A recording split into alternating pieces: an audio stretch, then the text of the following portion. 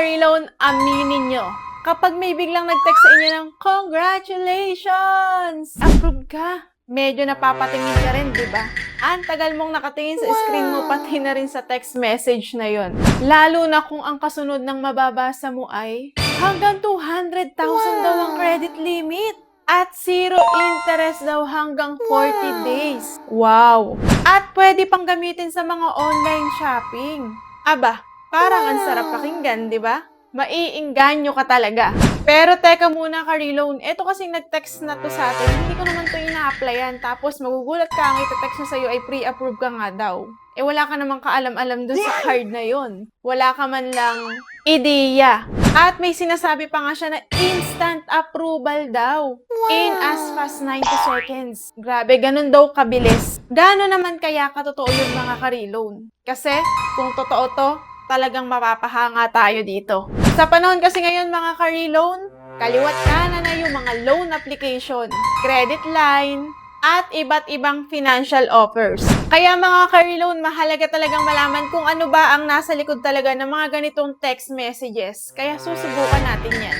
Kaya sa video natin na to mga ka-reloan, sisilipin natin ang isang text messages tungkol sa isang card na to na paulit-ulit nagte-text sa akin, baka sa inyo rin. Aalamin natin kung totoo ang mga pangako nito at kung sulit nga ba itong subukan. O baka naman mapapawait ka lang at ala, di naman pala totoo. Kaya kung gusto mong malaman ka-reloan, tapusin mo yung video natin na to.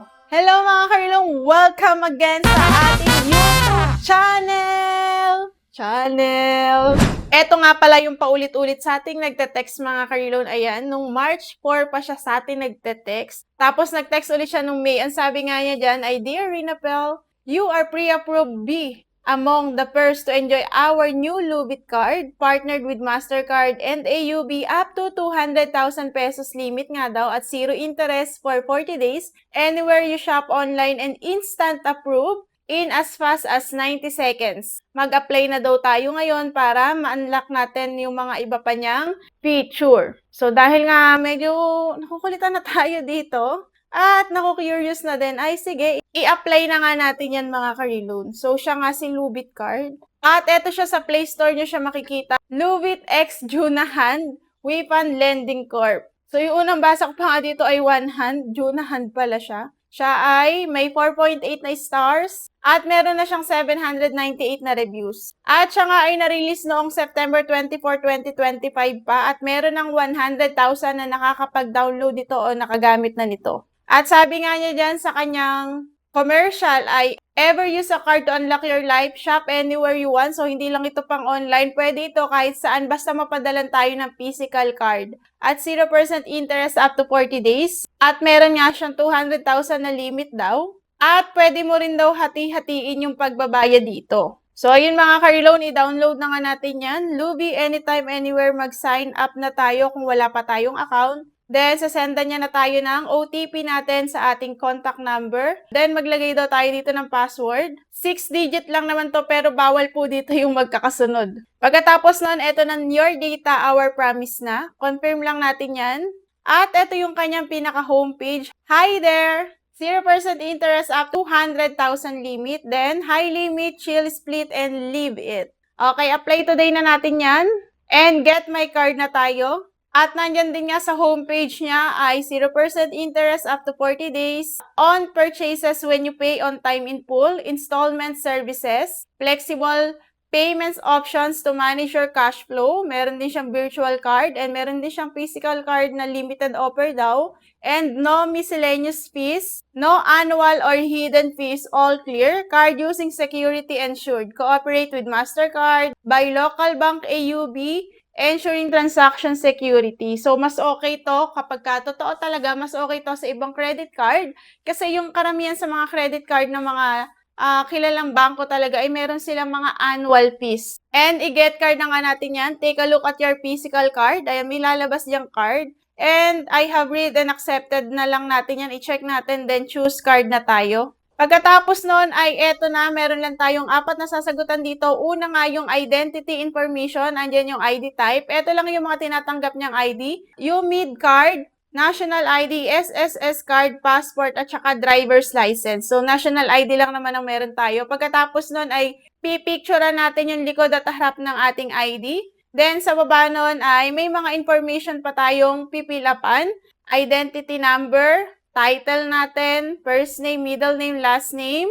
At papipiliin nga rin niya tayo kung ano yung gusto nating pangalan dun na ilalagay sa card natin. So, lalabas naman dyan yung mga pamimilian, piliin nyo na lang. Gender, birth date, date of issue nung ID na ginamit ninyo, permanent address nyo, tsaka yung complete address na rin. Ayan, address line 1, address line 2. Optional na lang naman yun, tapos yung ating zip code. Pagkatapos, nandito na tayo sa pangalawang sasagutan natin. Yung personal information, birth address, marital status, mother's maiden first name, mother's maiden last name, education level, at saka yung email natin. Then, dito sa pangatlo ay yung contact person nga. Isa lang yung hihingin niyang contact reference. So, ito po ay nagdi-direct sa ating phone book. Then, next na natin yan.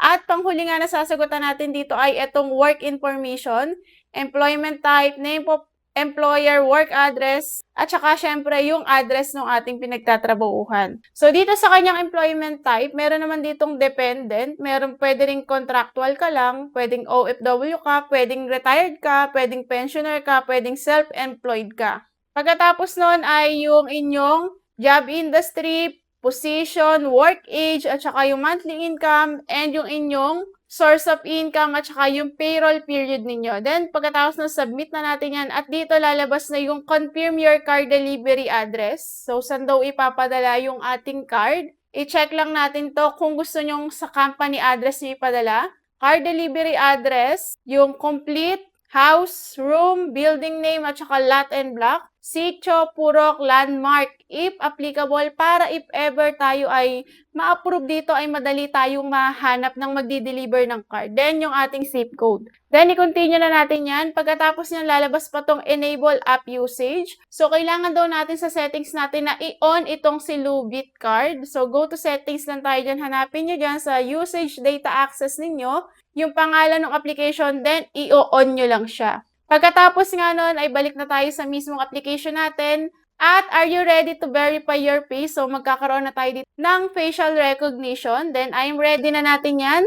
Pagkatapos nga ng facial recognition natin, ay application result na tayo. And card under review na tayo. Then, mag-home na tayo ulit. Tapos, ayun, tinext pa nga tayo sa ating number na greetings from Lubit Card. We receive your card application and will process it 1 to 3 business days daw. So, please daw, expect to hear from us when we have an update. So, 1 to 3 days. So, tinanggap ko na maghihintay ako ng ilang araw. Bago ko sabihin sa inyo kung ano ba yung naging resulta ng application natin dito, ay magbasa muna tayo ng mga reviews tungkol dito kay Lubit Card. So, sabi nga dito, ayan, panay sila 5-star. Works just like Atomy daw ito. The only downside is that you can lock your card only up to 5 times per month. Once you use all your lock attempts, you won't be able to lock it again until the next month, making it more vulnerable to unauthorized transactions. Heads up for those planning to apply, make sure you don't have any delinquent loans from other OLAs, especially one hand, as your application may be rejected right away, which is understandable. So, eto palang Lubit na to, hindi pala namali yung due na hand na yan. Talagang may connection siya kay one hand. So, siguraduhin nyo daw na wala kayong ibang loan sa OLA na hindi nyo nabayaran, ganyan, o kaya naman ay meron kayong mga due date kasi yun daw ay makaka-apekto sa pag-a-apply natin dito at posible talaga na ma-reject tayo sa pag-a-apply natin dito kay Lubit Card. Tapos, eto pa yung isa, wow, I love this app so much. I mean, I love it. I hope soon you improve your services, but for now, I enjoy my limit with 7,000 pesos. So, hindi na rin masama yung naibigay sa kanya na 7,000 with no interest daw. You can beat now with other banks. Sabi ko nga sa inyo, kung talagang totoo tong si Lubit ay talagang mas okay itong gamitin kumpara sa ibang credit card kasi nga siya ay walang annual fees. Very easy to use and low interest when converting into installment, hoping for a credit limit to use in actual stores and cash loan. So, ang gaganda nga ng mga resulta dito kay Lubit Card. So, ayun nga, dahil nga, ang alam ko 3 days pa ako mag-aantay kung ma-accept ba ako dito o hindi. Wala pang 5 minutes, lumabas na rin yung resulta. At sabi nga niya sa akin ay, oops, you're not approved. Hindi tayo na-approve dito mga ka-reloan. We're sorry, your application wasn't approved this time. You can submit a new application after 30 days daw. So, after 30 days pa ulit, pwede ko mag-approve sa kanya. wala naman akong utang kay One Hand, pero alam ko kasi ay nag-apply ako kay One Hand ng 500 pesos pero ni-reject niya din ako. Hindi ko alam kung bakit. Wala naman akong outstanding balance sa kanya. So, nabasa ko nga dun sa reviews na nakakaapekto yun. So, ayun kasi nung nakarang araw lang ako na reject ni One Hand, baka kaya na-reject din ako ni Lubit. Ang langaw. So, ayun nga mga ka-reload. Ang sabi niya sa akin dyan ay, come back in 29 days daw. We're looking forward to your application. So, babalikan ko siya after 29 days, mga ka-reload, kasi parang feeling ko gusto ko rin talagang magkaroon ng card dito kay Lubit. And i-explore ko pa yung aking One Hand kung bakit ba hindi niya ako na-approve kasi wala naman akong problema. Wala din naman akong ibang OLA na due date or hindi binayaran. So, yun lang mga ka-reload. Disclaimer lang po, itong video natin na to ay for educational purposes lang and information na rin para sa inyo tungkol kay Lubit and kung paano dito mag-apply kung sakasakali na nagbabalak din kayong mag-apply dito ng card. Ito po ay hindi sponsored, ito po ay hindi panghihikayat. Nasa sa inyo po ang 100% na pagpapasya kung gusto nyo tong i-download. So, yun na lang muna for today's video mga ka-reload. Sana ay may natutunan kayo sa video natin. Please like kung meron. And mag-comment na rin kayo kung meron na ba kayong experience dito kay Lubit Card, nakatanggap na ba kayo, at mabilis din ba ang naging approval sa inyo. Then, i-share nyo na din, baka sakali, na meron pang ibang naghahanap at makatulong tayo sa kanila. At kung hindi ka pa nakasubscribe, ay isubscribe mo na yan at pindutin mo na rin ang notification bell para lagi kang updated sa mga uploads natin. So, yun lang mga ka-reload. Thank you so much sa panonood. Sana ay makaahon na tayong lahat sa pagkakautang and iwasan natin ang tapal-tapal system. Yun lang and God bless you all. Bye! Dahil hindi tayo na-approve mga ka-reload, hindi natin yan ipapahalata gamit yung ating BLK na Blush On.